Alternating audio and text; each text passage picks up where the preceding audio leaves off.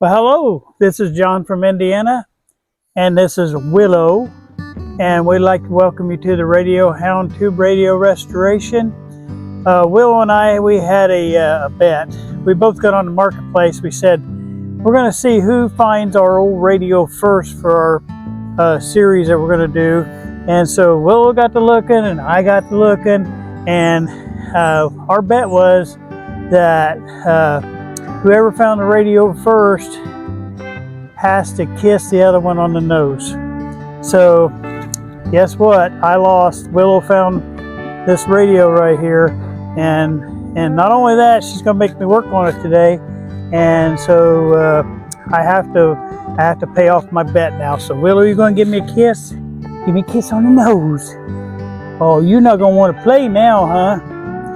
Well, okay, we'll do that later. But no, Willow likes being part of my videos, and she's having fun. She likes hanging out with her daddy when we do these things, and so I hope you're going to enjoy. We're going to do a teardown on this radio today. This is the radio that we're going to be using in our series. I'm going to tell you a little bit about it here when I do the teardown. This radio was donated to us for this series, so I can tell you, you can find great deals out on Marketplace, and that's where I found this radio. I found it out on Marketplace, and it's a beautiful radio. It has the buttons, which I was trying not to get the buttons, but oh well. It has all the other things that we need, so we're going to tear into it today, and I'm going to do a little breakdown on this video today, and we're going to get it out of this cabinet, and we're going to get it ready for starting our first series. All right, thank you for your time today.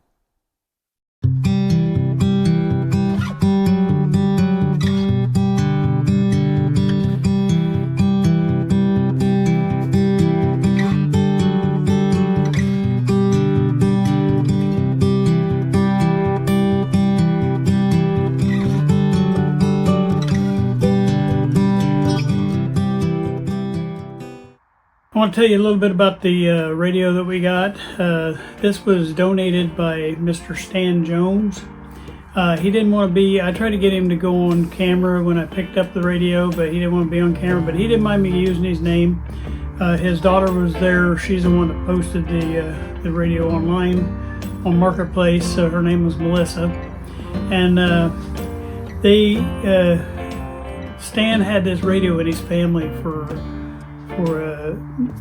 a lot of his years, and he said he remembers listening to the radio. I think it was his father's, but I do remember that he said they are the ones that put that finish on the cabinet. But it's hard for Stan because he's having to move out of his house, and he's moving in with his daughter Melissa, and she was there packing his stuff, and it was a sad thing because he had a beautiful room full of all kind of collectibles, so it was just so cool to watch and see. He had a large train set in there, a bunch of other cool things, and I really enjoyed my few moments I had there in their home. And but I could see the look on Stan's face to letting this radio go was really hard for him. And so I think the one good point is that he's excited to see it get put back to its former glory. And that's why I'm going to try to take my time and do a good job on this radio. And I'm also probably later on I'm going to try to finish the radio up, and I'm probably going to give it to Stan because he can't take the big console radio with him where he's going. He don't have enough room. But I'm going to try to get him a little tabletop radio just as a memory of the old radio. I'm going to get it working and have it good, and maybe try to donate that back to him. But I just want to tell you a little bit about Stan. He had to let go of something he really loved, but we're going to take good care of it for him. All right, enjoy this series. Thank you. I told you guys that I was going to take you with me when I picked up my Marketplace radio. I found a Zenith radio today, and I know I probably told you that I wasn't going to try to get a push button one, but I did because the price was right. It was free. So I'm going to a nearby town. It's not too far away, about 30 minutes away. And I'm going to pick up this radio, and this will be the one that we will be using for our series that we have on teaching you how to use the things that I teach you on how to do the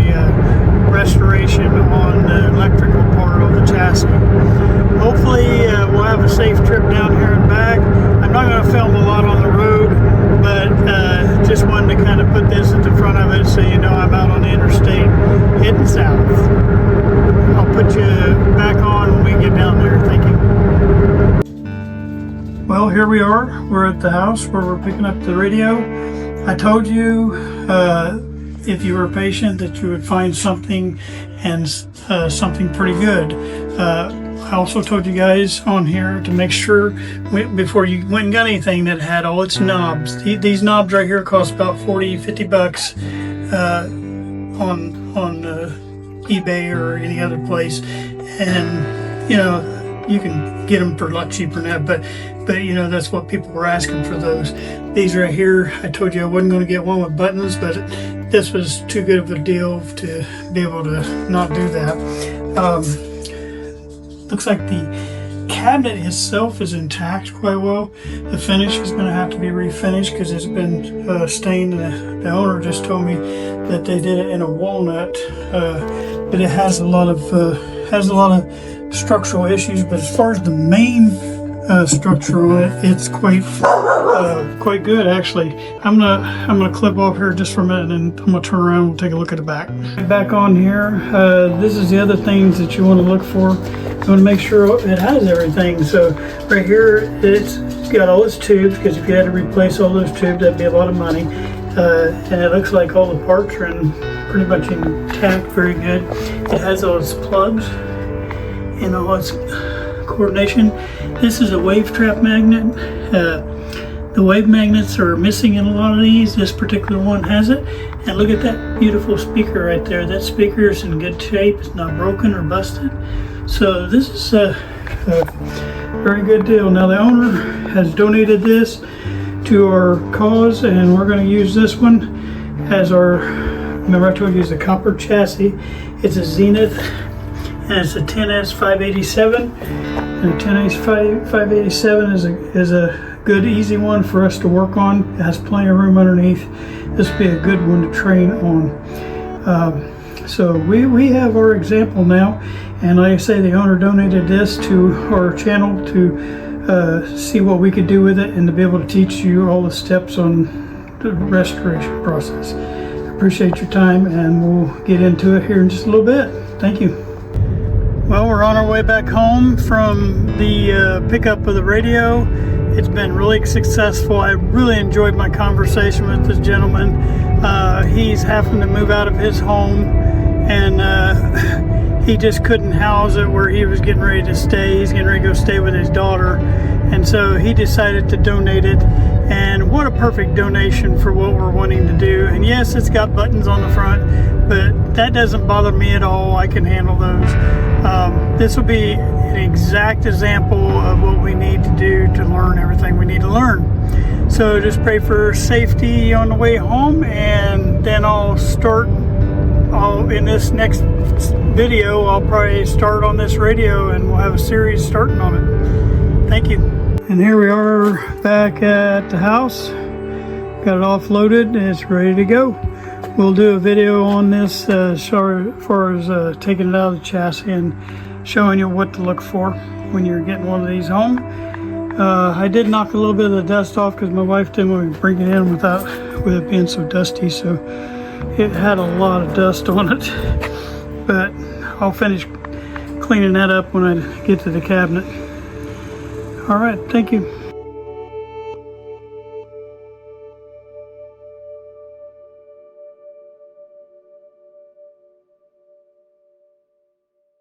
Okay, as we start today, we're going to go over what you would be looking at as a radio repairman, somebody that, okay, you just saw this out here on Marketplace, now you're going to look at the item and you're going to pick it up. A couple things of note right off the bat, and I kind of mentioned this in one of the pickup videos, but this is the detail stuff. This particular one, it does have its knobs, and that's one of the first things you want to look at. Make sure it's got its knobs. These knobs are not cheap. They're very expensive. There is a guy out there, and I'll introduce you to him later, but if you ever have a need of knobs, he has a lot of the knobs that you need.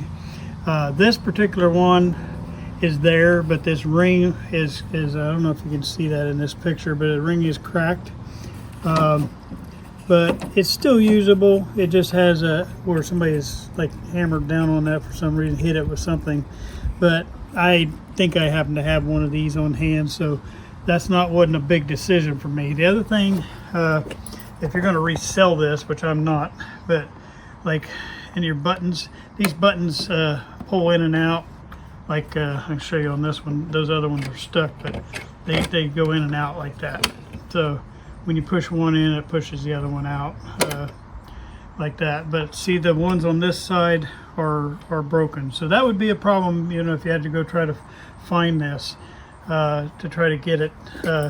The other big thing, you want to make sure if it has a dial glass that it's not cracked or broken. This dial glass is intact.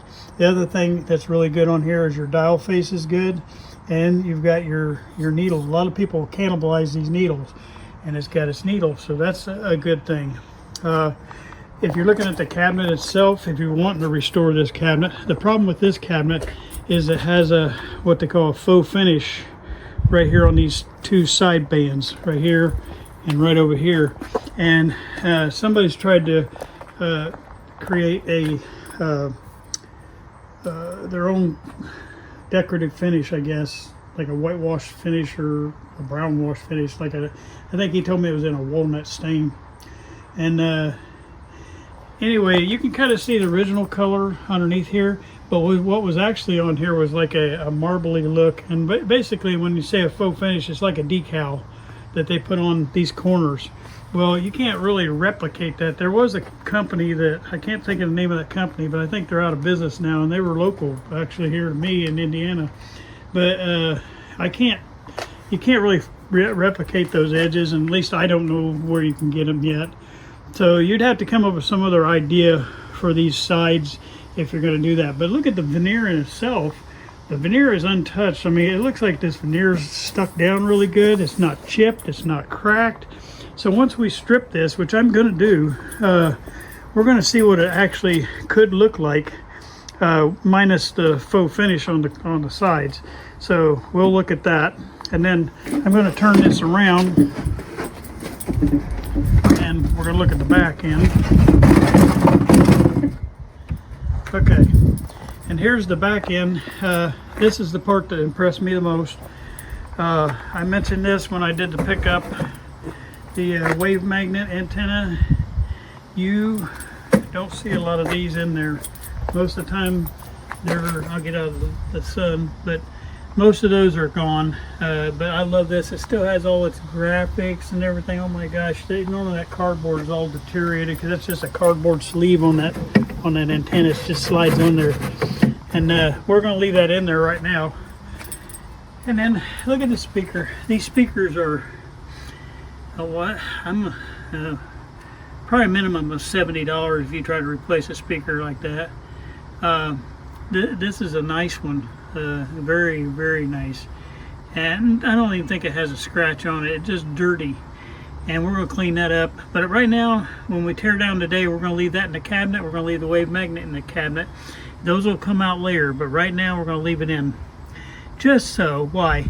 Because these speaker cones, they're like right here on the cone. It's just a paper cone. They're like a magnet. They attract screwdrivers, they attract nails, they attract screws, and they love to get holes poked in them. So it's just safer to leave it there while we're working on the rest of the radio. Okay, the chassis. This is another thing that grabbed me, is the chassis itself has every one of its tubes, which when you're missing tubes, it costs a lot of money to get those replaced. You know, on average, $3 to $5 for any of these tubes that you're setting here. Some of them can be way up in a lot more than that. Like up, you know, there's tubes that go at $20-30. So, and then there's some tubes on the real old radios that go way higher than that. It's got its transformer. It looks like it's in good shape. You don't see a lot of oozing and stuff. If you see like tar and black and stuff oozing out the bottom of it, it shows a sign of it getting real hot. You don't see that. Your wiring that you can see on top is really bad. This particular, that's what I told you about these rubber wires. If you look right here, see, I don't know if I can get the way the sun's shining, but yeah, there we go. That rubber wire, it just crumbles off in your hands. It is it all has to be replaced. Anything with rubber. And there's a bunch of it back here. I see it, but there's some wires that are still good. I do see that the things I told you about, the switches up there, see all those wires coming out of that switch? Well, those wires are rubber. Every one of those have to be replaced. That's why a lot of people don't like working on these. But this particular one, that's why I tend to stay away from the ones that have a switch. Now, we talked about the back of this. This is where your power goes in. Right here, somebody's got a, I'll show you. They got just a regular, and get it out here. They got a regular extension cord with I got my finger in the way. It's got the non-polarized plug on it, and it looks like they've just tapped that in. They taped it in here. That's going to get cut off. First thing I do on any of these radios when I'm tearing down is I just take a pair of cutters and cut the extension cord off. It's in your way, flopping around, and I put replacement cords on every one of those that are polarized. So when I get your radio, if I'm going to work on your radio, I'm cutting your cord off the first thing. So when we start the actual pulling out of this cabinet, that'll be the first thing I do. Then down here, this is your antenna. That's the plug I said for your antenna that goes down to that wave magnet antenna, and your other antenna is right here for your long wire antenna. Sits right below it. All right, then this is the plug that goes down to your speaker. So in a few minutes, we're gonna I'm gonna hook the camera up on the tripod so you can see, and I'll try to pull it into where you can watch me taking it out of the cabinet, and I'll try to maybe talk it along. I hope I can get this lined up good where you can see good, but I am having a little bit of shadow problem with the way the sun's lining up this morning, but hopefully you can see enough to kind of see what I'm doing to get it out of the cabinet.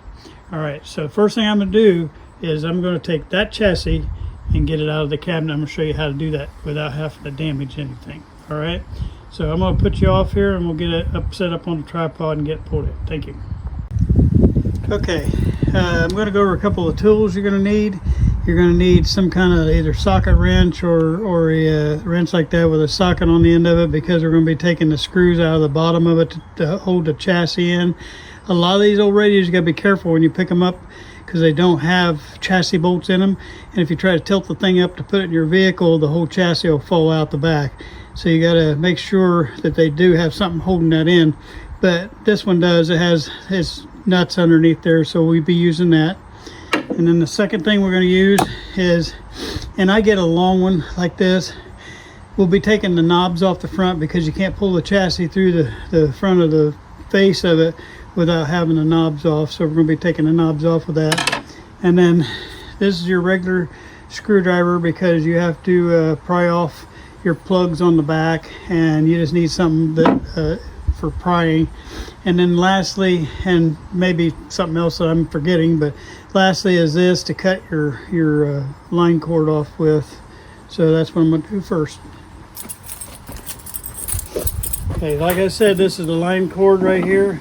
So I'm gonna snip those wires, and basically what I do with this cord right here is I take that cord and I throw it in the trash. All right. Second thing I'm going to do is I'm going to take this plug here, and it's just got little pins on it, and I'm going to just wiggle it. You got to go slow, because this is phenolic material that you can break, so you got to wiggle it from one side or the other, and eventually you keep wiggling it and it'll come out of there. You just put it underneath there and twist a little bit each time, but go from side to side, and then you can kind of grab it like that, and there's your pins. And I just let that drop down through here, and it's out of the way now. Okay, there's my next plug that's got to come out same way. Sometimes there'll be a little screw right here. That little screw has to come out first. This one's missing its screw that's what holds it in there. But you can replace those later. But right now, just to get it out of here, and you kind of, when you're pulling these things out, you want to wiggle it in a circle like that, and that'll let that slide out and drop down. And so this is your speaker plug, and I'll go over how the speaker plug works. There's 4 pins on most of them, and I'll explain the 2 just real quick though. These 2 that are on the bottom, that are closest to each other right here, that's your field coil, and then this is usually your output transformer, where it goes into your output transformer. And the output transformer is down here on top of the speaker. I don't know if that's in the picture, but that'll be it on the back side, except for the underneath, where I take the nuts off that's holding the chassis in. So I'm going to get under here and do that.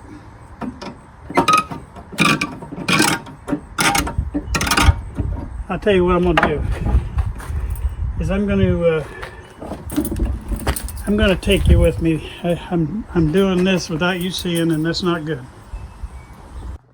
Okay, under here is the bolts. There's 4 of them. 1 here, 1 there, and then there's 1 on each side. There's 2 more over here.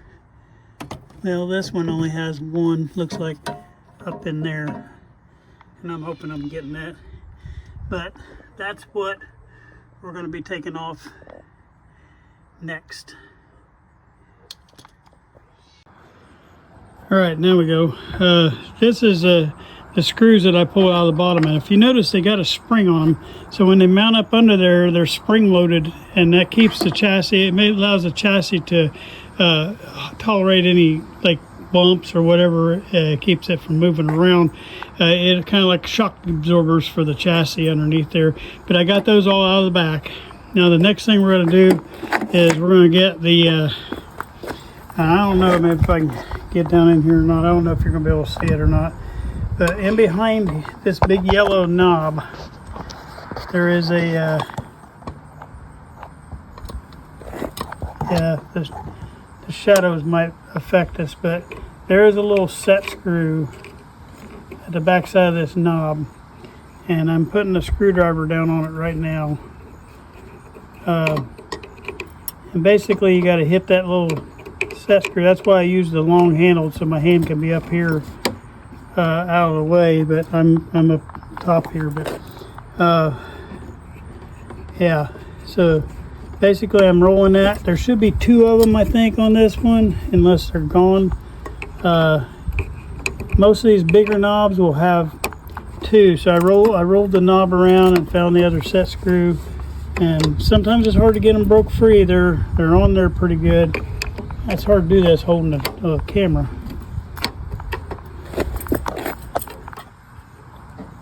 All right, so I'm gonna have to hold this in place. All right, that feels like that's loose. The front knob just slides off. If you don't see a set screw, more than likely it just slides off.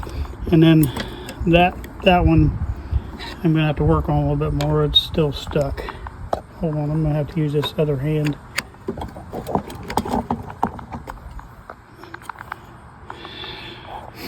I'm gonna just lay this phone down for a second.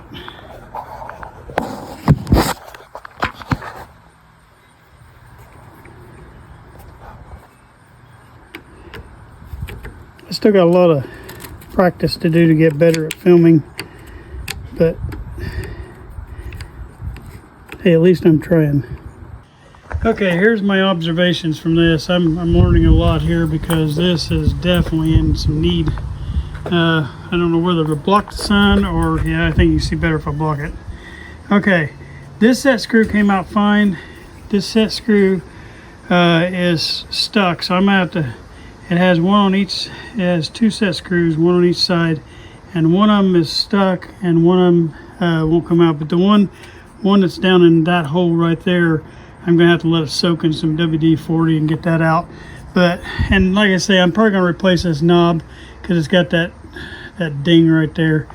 And so I think I've got one of these. And then I noticed this too, that other knob just popped right off, but then it does have a set screw. It's right down in there. So it must not have been screwed in, or it's broken. I can't Yeah, I think it is. Yeah, see the hole, center hole? That center hole snaps. I'm gonna have to replace that knob too. So basically I lost out on that. But also the other thing that I noticed is there's another ring behind here, and that hole, all 3 prongs of that is broken off, and I'll show you what one looks like here in a minute. But I think I got this whole knob set, which it isn't gonna hurt me that bad, so I'm okay with that. I do have to have that knob off, and the set screw for that one is right here on the side, and hopefully it'll pop out. Yeah, it's turning real easy. So there's a washer right here that you got to make sure that you take that washer off and don't lose it. And then this should slide off, and you'll see what that ring looks like. Matter of fact, well, I don't know where I put it. I'll try to find that other set of knobs, but it's the same set of knobs. But this is actually got a big ring around it, and that's how you can roll this side here. All right, we about got this front ready to go, except for you got these things that you got to get out. All right, to get those out, there's a little push button right here on the side of them, and you push it in and then pull that out, and that'll take this cover off. Okay, now I'm going to show you one more thing. When I'm in the garage doing the tear downs, I have a tool chest, and in that tool chest is my drawer, and basically it holds my parts for each radio that I'm working on. I'm going to make a hole for this because these are all different radios, but I'm going to make a hole for our parts right here. So what I do, and that way I know when I put the stuff back in the cabinet, I know right where to go. I put the screws for that. I'll put this face right here, and that'll give me a place where I don't lose these parts. And then I put those knobs that I got. That way I know I gotta have them. All right, then on the other side, I have the push in right here. Now one of these goes like that, where your just front comes off, and then you have to take a couple screws out to get this one out. But this particular one, you have to pop it loose like that, and then turn it sideways and stick it through the hole like that, and that'll get that side out. This side here has got 2 little nuts you got to take off, and then that'll release that one through the back. So, and then we are ready to pull this chassis out. So I'm going to stop right here, and then I'll film again when I get ready to pull it out the back. Okay, I got good news and I got bad news. Good news is that I did have in stash, I had a replacement one of the yellow knobs. So that's brand new, that's good. And then I have a brand new ring, but this is what that ring looks like. The one we had these parts right here broken, but it has a ring you can turn from the outside. So this one's gonna get a new ring, and it's gonna get, I'm not gonna use a new one, I'm just gonna use this replacement one here. The bad news is that the little black knob that's in the middle here, I do not have. So I'm gonna have to give my knob guy, and we'll get that ordered. Pretty much the next thing, because I undid the 2 screws on the front right here. So pretty much now we should be able to pull this back. Now, when you're pulling this back, you got to grab from 2 or 3 places, because you don't want to grab like on these IF cans, because you can end up messing something up.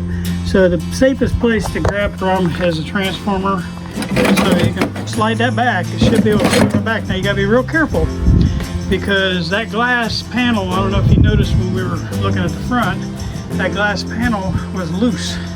The other thing that's loose is these things we just undid from the front, and all it's do is hanging by these wires now. So I always pull that back here and I lay it up on top, and that way when you lay it up on top like that, it's not going to flop all over the place. The other one, you got another one on the other side, and I'm gonna lay him right in between these tubes, and that way he can ride out really good. So once you got that pulled back, you can reach your hand underneath there and put my hand on the bottom, pulling it on back. Now I'm not going to lift this out of here trying to hold this camera, but as you can see, we got it ready to come out of the cabinet. So the next time you're going to see this thing, it's going to be on the bench inside the room, which we can have a lot better control over the filming. I'm not good at filming outside yet. Please be patient with me. I'm still learning a lot of the YouTube stuff. And I will get better at it. Every time I make a mistake, I realize what not to do. So we will be inside here in a minute, and we'll look at this chassis in detail now. All right, thank you. I hope you enjoyed the video today. Today was all about tearing down the chassis out of the radio, and you can run into problems a lot of times when you're doing that. We had a pretty uneventful day.